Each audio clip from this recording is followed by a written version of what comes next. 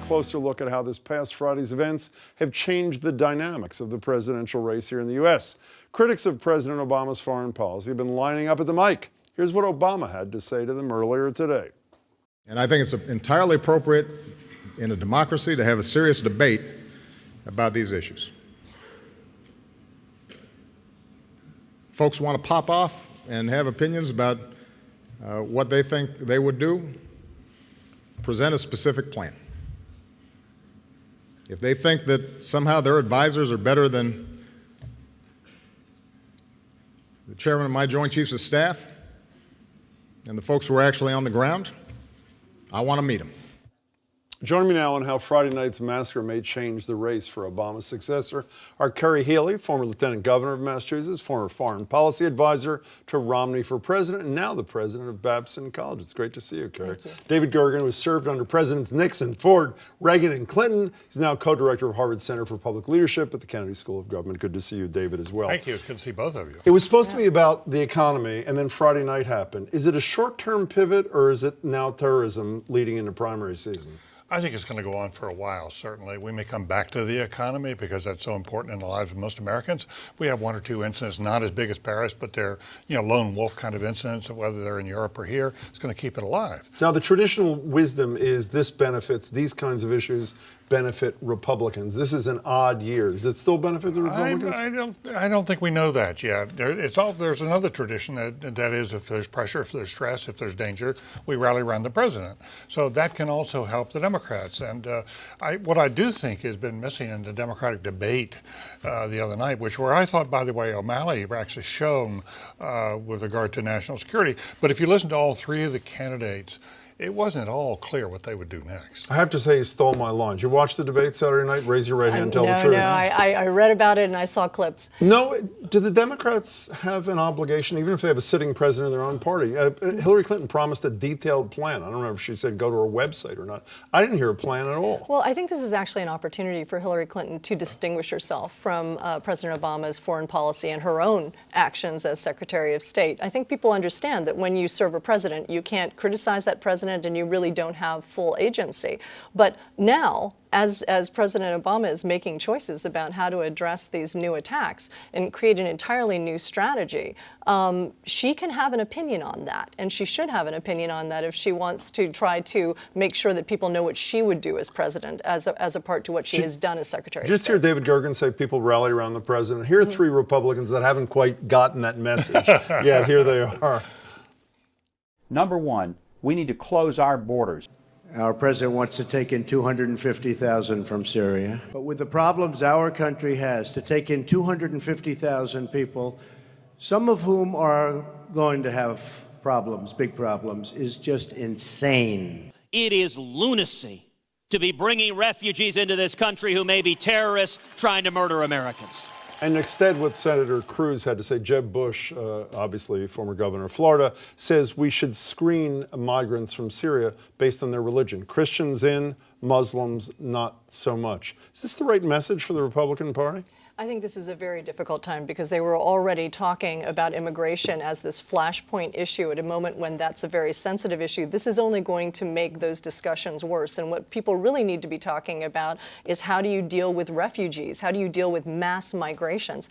No one on stage has a particular expertise in this, and it really isn't something that presidential candidates think about or prepare for in the context of their campaigns. Refugees just haven't been a top-of-mind topic until now. They are going to become a top-of-mind topic now because there's going to be growing pressure in this country not to let the Syrian refugees in this country. You already see it among a number of governors. Of course, the Republicans, we just heard that. And, here's the problem when you talk to people who know anything about screening, and that is you don't have any background information on the people who are coming in. There's no way you can actually do an effective screen. A lot of them don't even have IDs, actually. They don't have IDs, and we don't have intelligence on the ground. It's one thing to have people come from a nation like Iraq where we have forces there and you can get intelligence on the ground. But when it comes to Syria, we have no information, and therefore there's going to be a lot of pushback against the president on this. I think it'll be a growing issue in the days ahead. Now, I think we've actually set a Guinness Book of World Records, 6 minutes without without talking about Donald Trump. So let's do that now. On one hand, Trump has been the lead warrior against immigration. So in some ways, you'd say that may help him with the fear that Americans, or at least some Americans, are now feeling. On the flip side, he's the guy who said, leave ISIS to the Russians. So how does he come out of this Friday debacle in Paris? No, I think it's hard to tell. I think one thing that works for him is he seems more muscular. He seems tougher as than opposed the to other Dr. Ben candidates, Carson. especially with regard to Ben Carson. At the same time, a lot of Americans think he'd be reckless, and this is exactly what you don't want at this point. You want somebody who's measured, who's thoughtful, who's effective, been tough, but smart about it.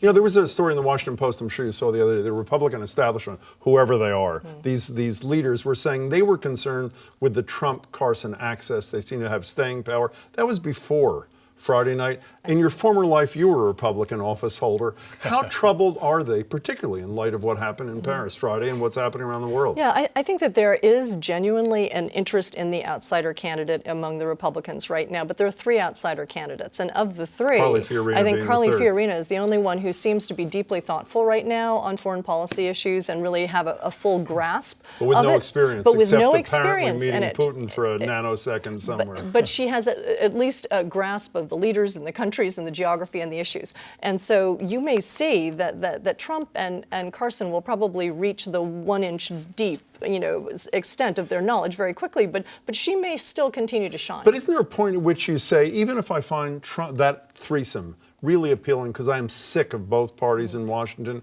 I can live without experience on the budget. I can live without experience on other domestic issues. When it comes to terrorism and the security of my family, I want somebody who actually has some experience, don't you think? I think so. And there are several Republican candidates who are very passionate on foreign policy and relatively well informed. So you're going to see, Marco Rubio start to shine. You're going to see Jeb Bush really come out and have some very forceful opinions, as he did on the Sunday talk shows. But he's going to have an opinion, and he's going to be able to defend it and be more passionate about it, which is something that's been holding him back so far in the campaign. I thought Governor Bush he has a more comprehensive view of this than any of the other candidates. But I thought the statement on Christians versus Muslims was a terrible mistake. And, the president jumped on it right away, and I think you'll see other people jump on it. He'll probably have to walk that back. Did you read that Washington Post story I mentioned the other day? I read that Washington Post story. What was the name of that guy they mentioned who ran for president once, who they're saying maybe will run for? Oh, Mitt Romney, that's right. Now. We'll get to you in a second on this thing. Thank you. It does seem that a lot of establishment people are saying Thanksgiving's coming up. Christmas follows that. Immediately after that, the Iowa caucuses, New Hampshire primary. Trump and Carson may be locked into these positions, which makes, again, a lot of establishment figures nervous. Is it even marginally credible that a Mitt Romney candidacy could enter at this point and have a snowball's chance in you-know-what? I think there's a chance a Mitt Romney candidate could be drafted in a convention, if it's a brokered convention. We've been talking about brokered conventions exactly. since you were born. And that's right, and we have never seen one for a long, long time, right? So I think it's extremely unlikely it's going to unfold that way, but I think it's too late to get into the primary fracas. I do think that what we may see is, again, there's a little polling out there right now which suggests that Trump is actually rising again, and that Carson seems to be floating down. Even after Friday or before Friday? No, before Friday. But there's a poll that came out of New Hampshire today, for example, that was pretty strongly pro-Trump. But it may be that what people want is a strong man to deal with this, and they feel that President Obama has gotten squishy on this, that his plan today sounded more like incrementalism. So is this an argument again that the Trump candidacy survives? No, I think it's a potential that could help Trump.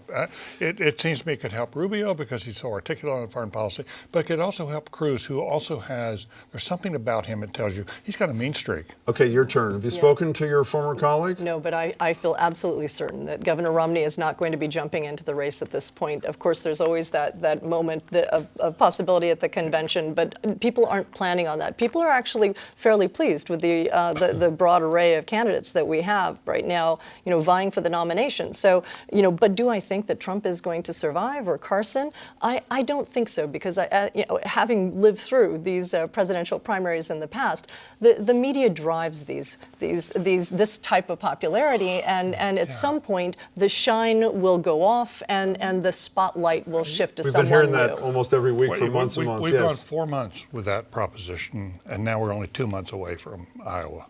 It's possible, and things do tend to get locked in from Thanksgiving until January. But this is a without- possible pivot point. Possibly. That's possibly true, yeah. We only have 30 I agree. seconds left. Very quickly, can we end where we started about rallying around the president? I thought one of the things that Barack Obama did in Turkey today that was very impressive, he quoted George W. Bush. He said, I disagree on a lot of the policy, but I admire him for standing up and say this is not a war against Islam. Wouldn't this have been a great opportunity for a Republican to say, we have our disagreements, but now is not the time for this sort of bitter criticism of the president? Kerry Healy.